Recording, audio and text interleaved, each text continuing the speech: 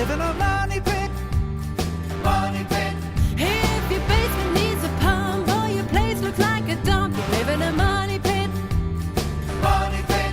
Pick up the telephone, fix up your home sweet home by calling 888-MONEY-PIT. The Money Pit is presented by Lumber Liquidators, Quicken Loans, Home Advisor, and Arrow Fasteners. Now, here are Tom and Leslie. Coast to coast and floorboards to shingles, this is the Money Pit Podcast. I'm Tom Kreitler. And I'm Leslie Segretti. And we are here to help you with your home improvement, your decor dilemmas, whatever project you'd like to get done to improve your house, your apartment, your condo, your co-op, whatever you call home, whether you're hanging a picture on the wall or putting a new roof on the house. Give us a call right now. We'd love to chat about that project. The number is 1-888-MONEY-PIT.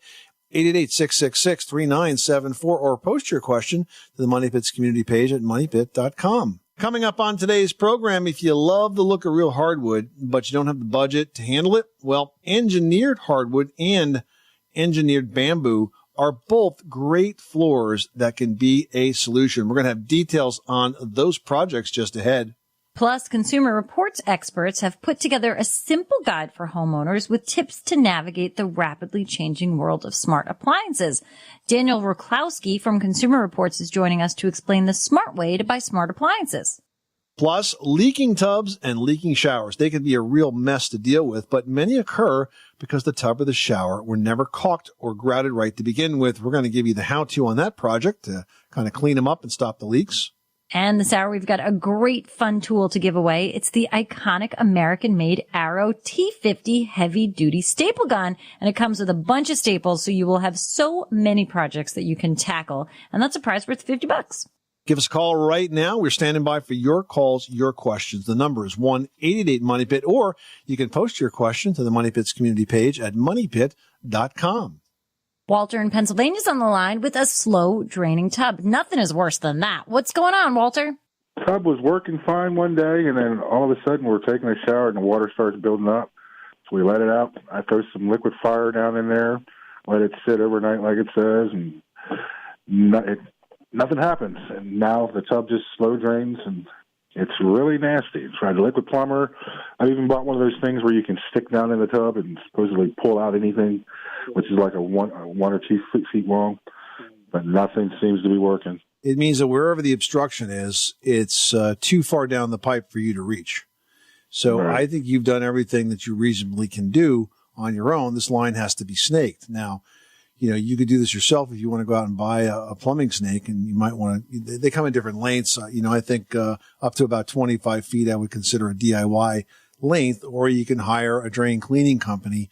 But clearly the drain has an obstruction in it that is beyond your reach with the products that you've used and with the small, I know what you mean by that very small snake. That's good for cleaning like hair out of drains, but beyond that, not so much. But you've got to get to that obstruction. The one other thing that you can try, but honestly, I don't think it's going to work in this case, is I think you've done what you can. But sometimes what I tell folks to try is to take a wet dry vac and to put it over the drain and suck it up. So basically you're going to pull whatever's in the drain up back into the bathtub. And if there's an obstruction, usually in the trap or right beyond the trap, it can grab it and pull it out.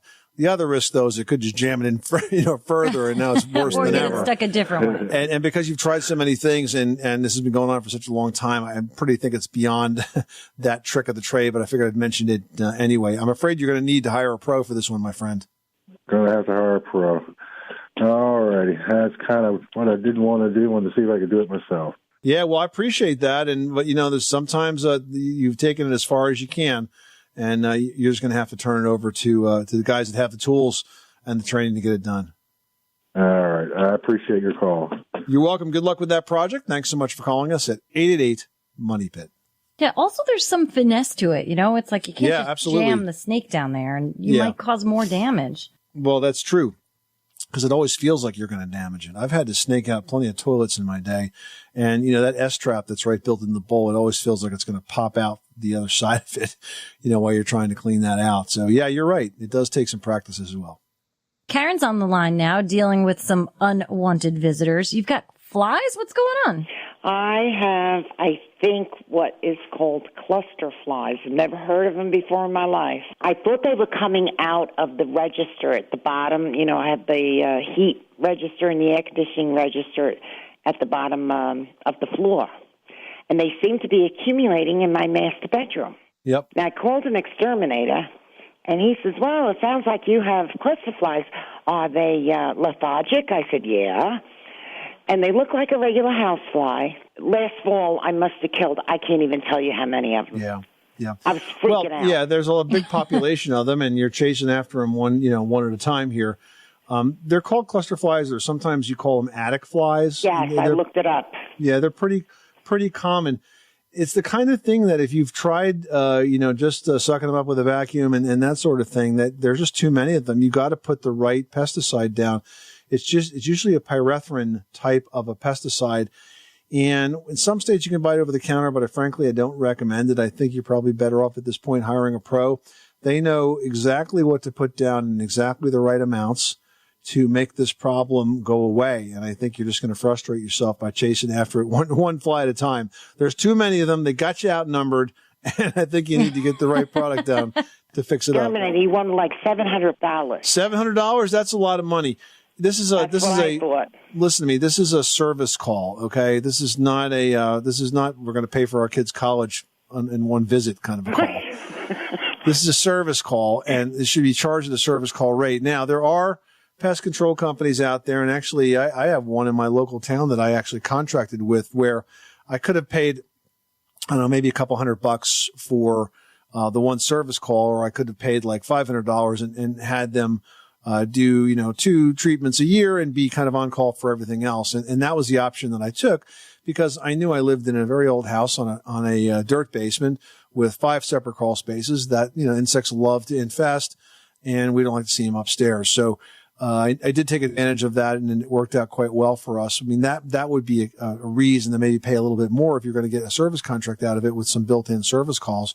Yeah. But this is a one-time thing. It shouldn't be a $700. Why don't you do this? Why don't you go to homeadvisor.com, look at the reviews for pest control firms in your area, and find one that's highly reviewed. I can guarantee you, anybody that charges $700 for a service call is not going to be highly reviewed, and you'll find the best ones for this particular project. Well, I asked him if he had if it was a contract, because he initially told me $245 for the initial visit and then $45 a month whether he comes here or not. I'm like, that's a lot. Get out of here! I'm not letting you hit my charge cards for $45 a month, even whether I see you or not.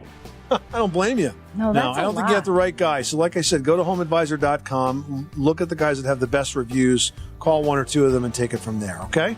All righty. Thank you so much. Good luck with that project. Thanks so much for calling us at 888-MONEY-PIT. What's your how-to or decor question? Call us now at 888-MONEY-PIT, presented by Home Advisor. They make it fast and easy to find top-rated home pros you can trust for any home project. Just ahead, if you love the look of real hardwood but don't have the budget to manage it, engineered hardwood and engineered bamboo floors might be a perfect solution. We'll have details on that project just ahead. You live in a money pit.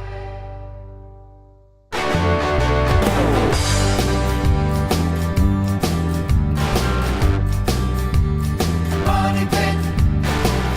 The Money Pit is presented by Home Advisor. Find trusted home improvement pros for any project at homeadvisor.com. Where home solutions live, this is the Money Pit Home Improvement Radio Show. I'm Tom Kreitler. I'm Leslie Segretti. Pick up the phone right now. We'd love to chat about your how-to project. The number is 888-666-3974. And 888-MONEY-PIT is presented by Home Advisor. Hey, if you're looking for some help with whatever it is that you've got going on at your Money Pit, we are here to lend a hand. But if you're looking for some awesome tools, give us a call as well, because we've got a great prize to give away this hour. We've got up for grabs to one lucky caller or one lucky poster to the Money Pit, an iconic American-made Arrow T50 heavy-duty staple gun, plus a whole bunch of staples, so you can instantly start tackling so many DIY projects. Now, you're like, what can I do with a staple gun? Everything. You can upholster just about anything. Yep. You can make framed things. You can do bulletin boards. You can repair just about anything that needs fastening with an Arrow T50 stapler. It's awesome. It's all chrome steel housing. It's jam resistant, which is so fantastic. It's got a powerful coil spring. You can actually see how many staples you've got in it, and all steel working parts. And there's so many things you can do, but I love that arrowfastener.com has a whole section on projects that you can do with your T50 stapler. So if you need some inspiration, it's all there. If you need some help, give us a call for your chance to win. 888-666-3974. Courtney in Rhode Island's looking for some gardening tips. What can we do for you? I'm trying to find a spot for my raised garden bed. I'd like to put it behind the house, which is the north side. And I remember last year the spot being full sun, but last week I noticed it was completely shaded. How can I tell where a good spot will be, when it comes time to plant?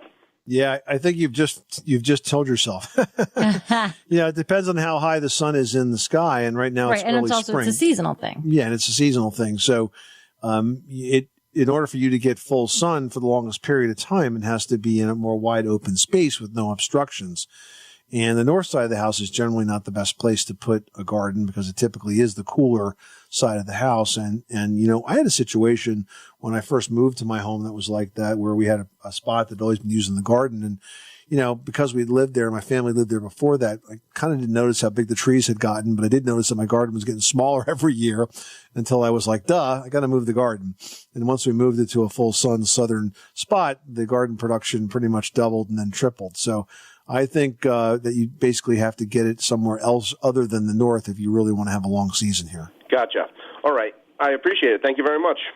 Well, if you're looking for a budget-friendly floor option, but you don't have the budget for a solid wood floor, engineered hardwood and engineered bamboo are both really good options. Yeah, engineered hardwood flooring is made with a real hardwood top layer, and that layer is attached to a structured wood core. And once it's installed, engineered hardwood looks just like solid hardwood, but because there's less hardwood needed, engineered hardwood floors, they cost a lot less. Now, another big benefit for engineered hardwood is that the core structure makes the floor dimensionally stable.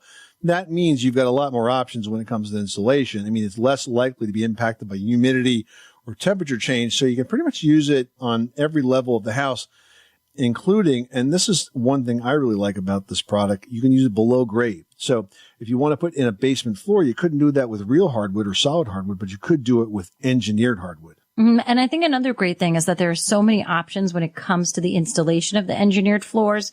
Now, engineered hardwood and engineered bamboo are available as tongue and groove flooring that you can nail down, glue down, or even just edge glue together to form a floating floor. And if you're looking for an even easier installation, some of the products are available as a quick click floor, which means that the boards just sort of lock together with no adhesive or clamping. And that's perfect for a DIY floating floor application. Now, let me give you a tip. If this is a project you're thinking about doing, it's important to let the product acclimate to the room that it's going to be installed in. So basically that means you want to pick up the flooring a few days in advance and then leave it in the room that you're going to install it in for about 3 to 5 days so it can get used to the temperature and the humidity of that room. And if you're doing the installing yourself, be sure you follow the instructions that are provided by the manufacturer. I mean, the whole process is pretty easy.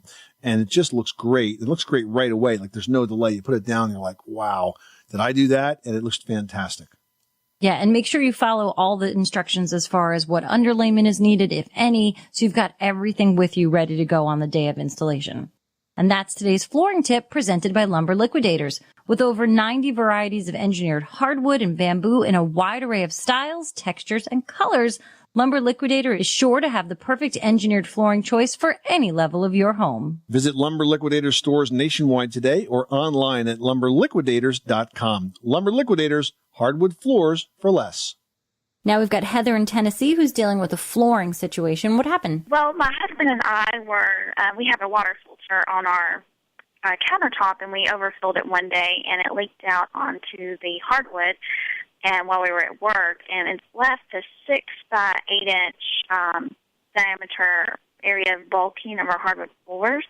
You can't really see it, but you can feel it like when you're walking over it with like socks on. It kind of snags. So I didn't know if there's anything that you could do like a DIY project, or You have to have the whole floor resanded, restained. I really don't want to go through all that mess.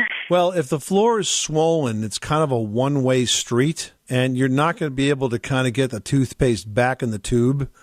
At this point, if you want to try to make it flat and smooth again, you do have to sand it out. Now, it might not be as terrible as a project as you think. You may not have to do the entire floor.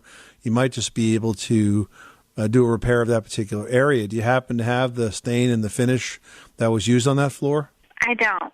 And actually, another reason I'm kind of leery of it is because we got the same man that did our hardwood floors to begin with come back and put hardwood in our bedrooms, and they don't match whatsoever.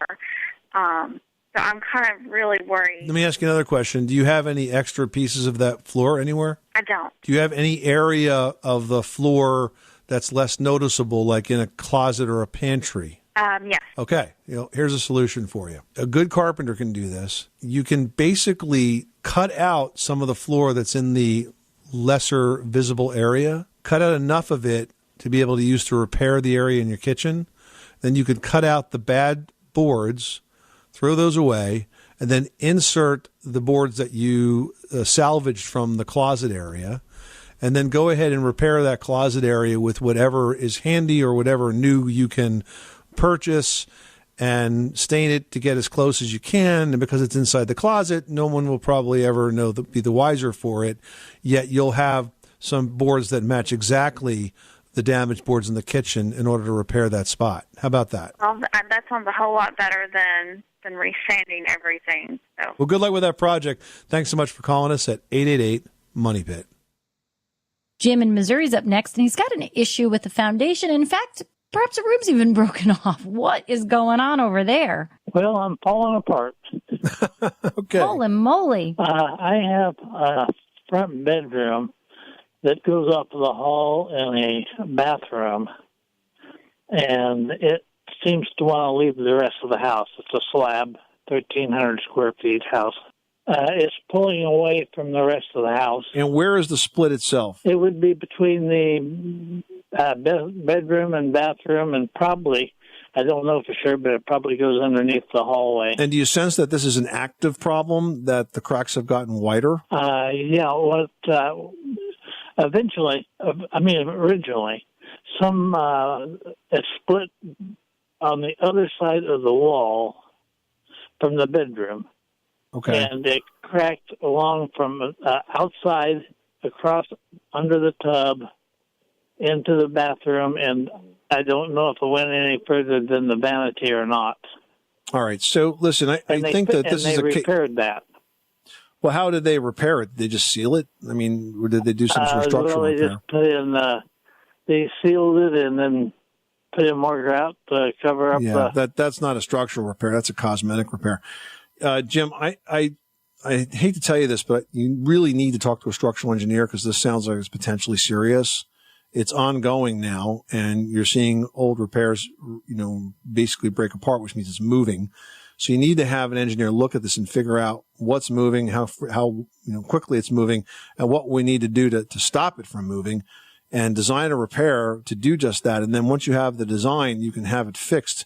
But the contractor now is going to follow the engineer's design, not their own sort of speculative way to fix this.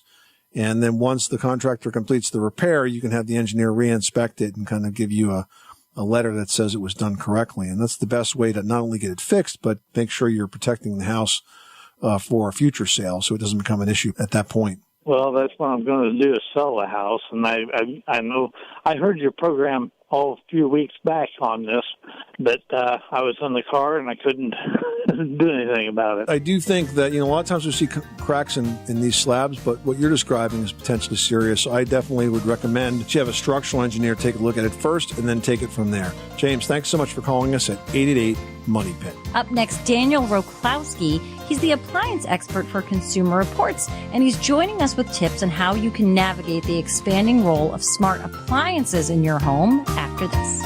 888 Money Pit.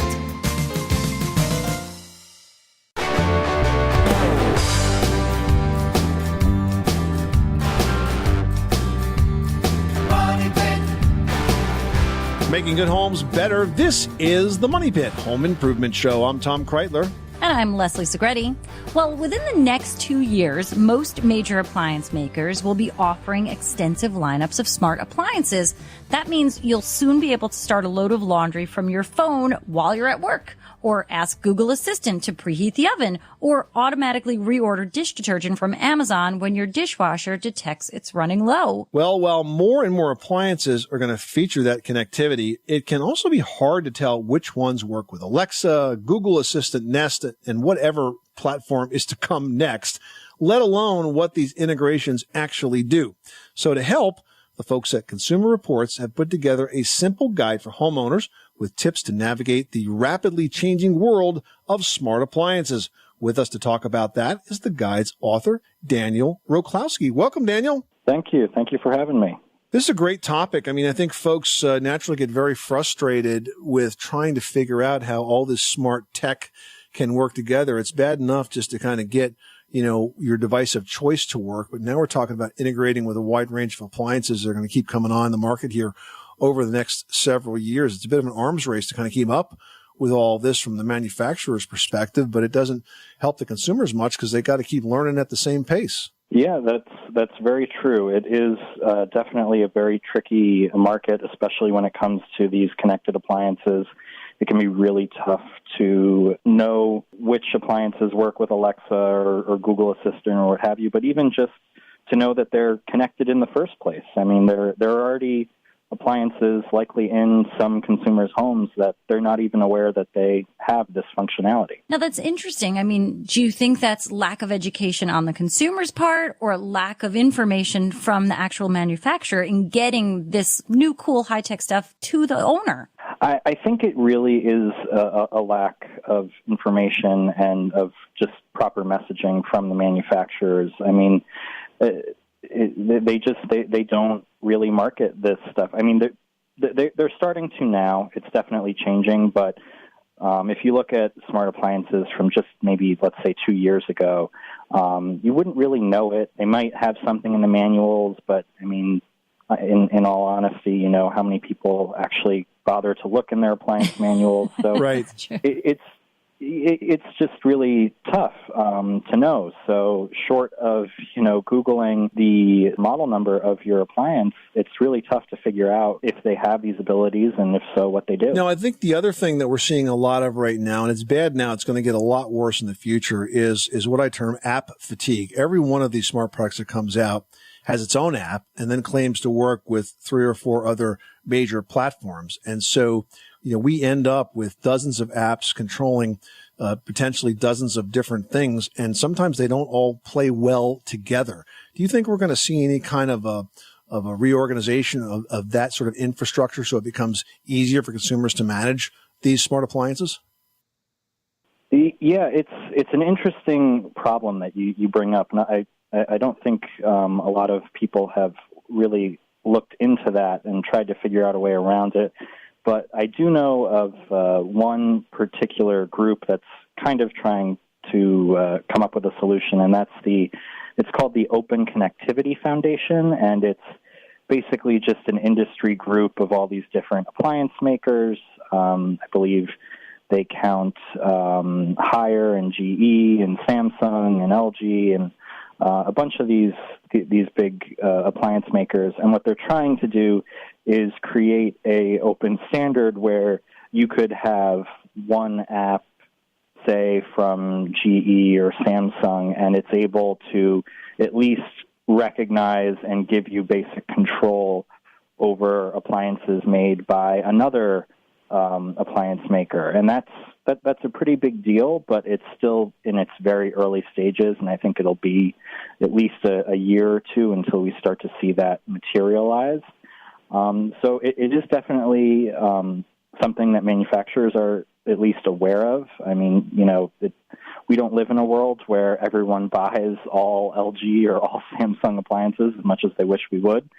So they are working on a solution, but it'll take some time to see how that really plays out. You are listening to The Money Pit. We're chatting with Daniel Roklowski, and he's the appliance editor with Consumer Reports. Now, Daniel, with all of this sort of new things that are going on with these smart appliances, how are you helping everybody to really navigate these waters? For starters, over at Consumer Reports, we've put together this very handy and extensive guide that breaks down by appliance maker what integrations are available for the appliances that they make, whether that's Alexa or Google Assistant or Nest or Amazon Dash. We're really trying to make it clear that these are the integrations that your washer that you're looking at in the store might have. All right, well, that sounds like a good first step, but any sort of words of warning? Because I suspect that as much hard work as you guys put into putting this guide together, it's probably going to be out of date and somewhat obsolete in 6 months. So how do we stay on top of this moving forward? What should consumers be asking themselves or asking their appliance retailer before they make a purchase if they expect to take advantage of some of these features and benefits that smart technology brings? We do plan to update this guide as new integrations are announced and change. But when consumers are shopping for a new appliance, if this is something they want, they really need to be upfront with the salesperson and say, look, I want an appliance that works with Alexa or Google Assistant. And if they're knowledgeable, they should be able to point you in the right direction. And if they're not, you might want to, try a different salesperson or a different store, or even just do some research on your own. In many cases, if you even just Google the model number of one of these appliances, you'll be able to get a good idea of what features it has and doesn't have. Daniel Roklowski, the appliance editor for Consumer Reports, thank you so much for stopping by the Money Pit. Check out the Consumer Reports guide for homeowners with tips to help navigate the ever-changing world of smart appliances that is online and on newsstands now. Thank you, Daniel. Thank you.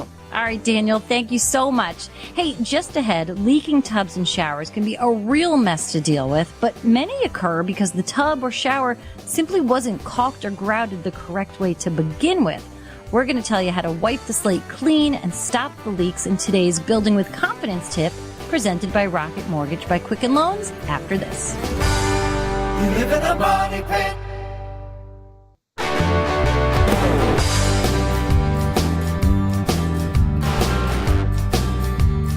Money pit.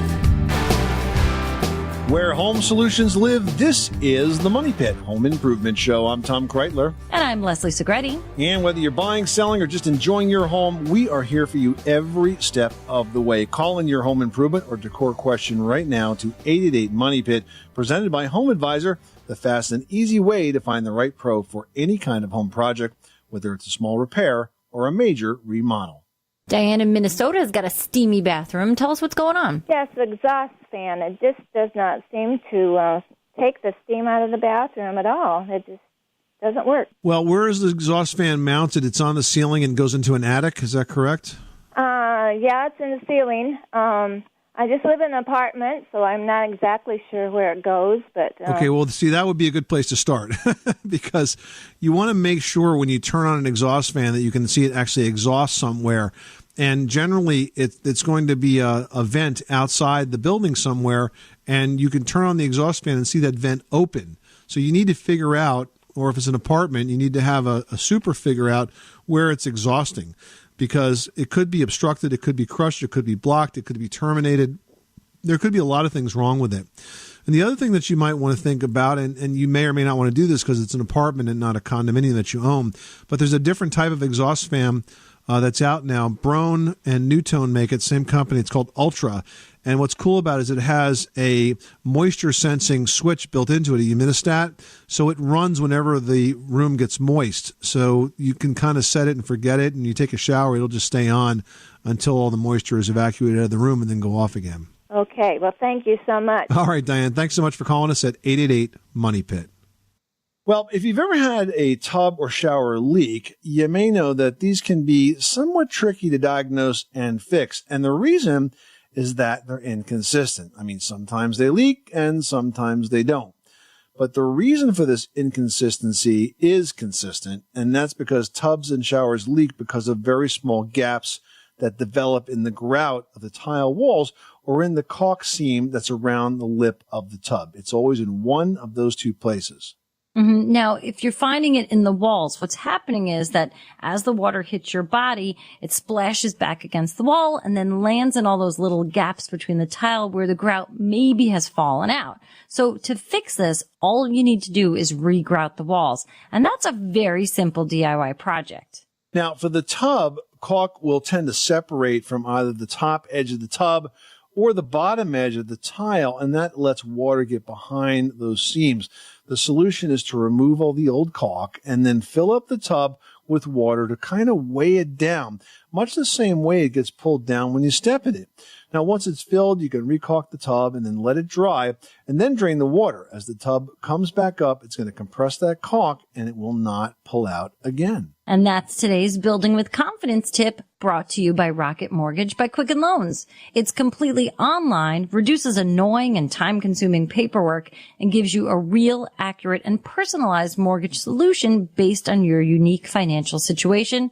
No hidden fees or hassles. Rocket Mortgage by Quicken Loans. Apply simply, understand fully, mortgage confidently. John, you've got the Money Pit. How can we help you today? I have the rain spout in my house in two different areas that when it rains, the water goes behind the rain spout against the soft or the fascia against the house and comes in between the rain spout and the house. Huh. A lot of the water does go down the rain spout, but some goes behind the rain spout. And I'm afraid it may drip onto the wood and start rotting the wood. And I don't know how I can fix that from occurring. So it sounds to me like the gutter is becoming overflowed, is overwhelmed, and so the water's backing up over the back edge of the trough of the gutter? I don't think that's the case. That's not overflowing, but somehow the water is being carried away, but yet there's still some water making it, to your point, behind the rain spout towards the house. And I know it's not an overflow situation. And I had a new roof put on about 2 years ago, so. All right. So typically when gutters are installed by roofers, the downspout is a 3-inch downspout or a 4-inch downspout, and it's pierced through the gutter body down into it. And the hole that is actually created there is a fairly small opening. What we usually recommend is to use a larger downspout, one that's a 6-inch downspout, because it has less restrictions. And this way more water can fall into. I suspect, however, that joint between the downspout and the gutter was made, it's allowing for this to occur. So, the simple thing to do is to get a ladder and get up there and take a good hard look at it, grab a hose, run some water down the roof, watch if you can see exactly what's happening in that space and what's letting the water get behind it. But I suspect that the connection between the downspout and the gutter is not done correctly. You could try to fix that and you could try to seal it. Maybe you have to mechanically take it apart and, bend or rivet or something in to get it where it needs to be and then seal the whole thing with silicone caulk. Or if that doesn't work, you might want to try to switch it out to a larger downspout. And that will have less tendency to hold any of the water back, and gravity will take over, and that'll be that. That sounds like a solution to me. Yeah, that sounds like a good idea. Get some silicone in there too. Okay. Good luck with that project. Thanks so much for calling us at 888-MONEY-PIT. Hey, if your dog loves the mud, which my dog does, setting up a dog wash station is a great way to make sure that only the dog makes it back into your house. We'll have tips to help you build your own next. You live in a money pit.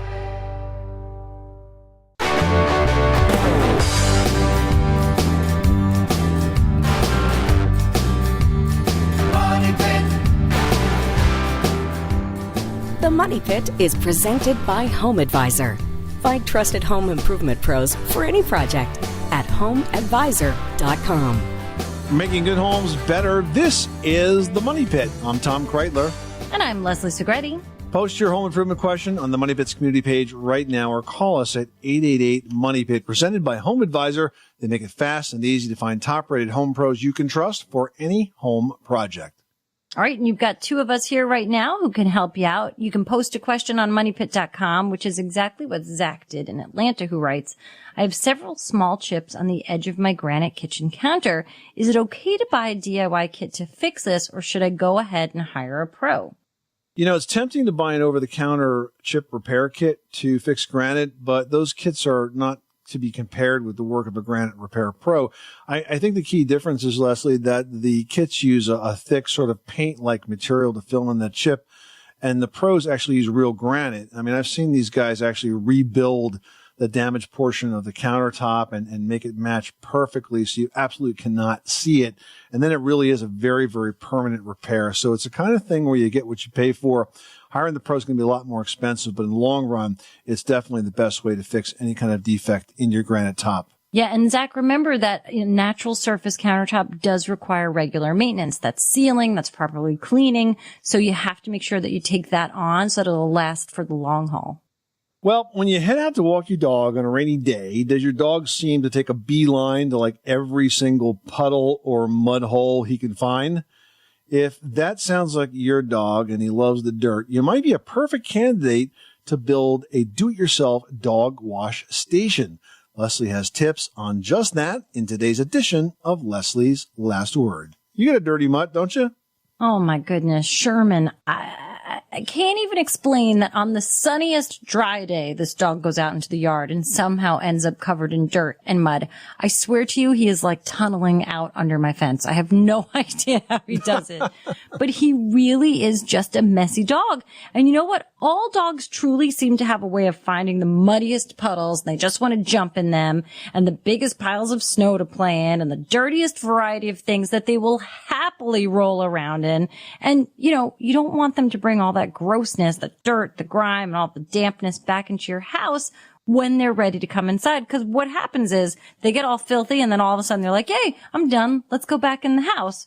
So, you know, when the dog's all excited like that, do you really want to grab him and bring him into the house and put him in the tub? You don't, because you're just going to make a big mess.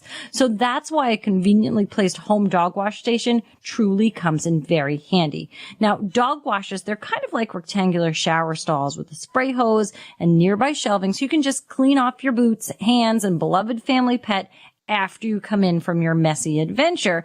Now, they're most useful when you can build them into your mudroom, or if you don't have a mudroom, somewhere near your most used exterior door, whether that's the front, the back, the kitchen.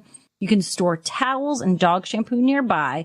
You can quickly and easily wash and dry that pooch before they bound off into your nice clean carpet and furniture, because that's what they love. They love to be covered in mud and then jump right on your new couch. Not that that's happened, but they love that. So really, it's a great idea to have one. Plus, you know what? This home dog wash station is a great place to just take off all those muddy and snowy boots and not even think about trekking them into the house. It's such a great thing to have. Were you talking about me with those muddy boots? Maybe. Dragging them into your house. Hey, this is the Money Pit Home Improvement Show. Thank you so much for spending today with us. We hope we've given you some tips, some advice, some ideas to get projects done around your house. It is the spring season. It's the time when we love to get outside and clean our houses from the outside, clean them from the inside, expand our outdoor living spaces, and all of those sorts of fun things you can get done when the weather warms up. We will be here for you if you got questions. You can always reach us at 888-MONEY PIT. I'm Tom Kreitler. And I'm Leslie Segretti. Remember, you can do it yourself, but you don't have to do it alone.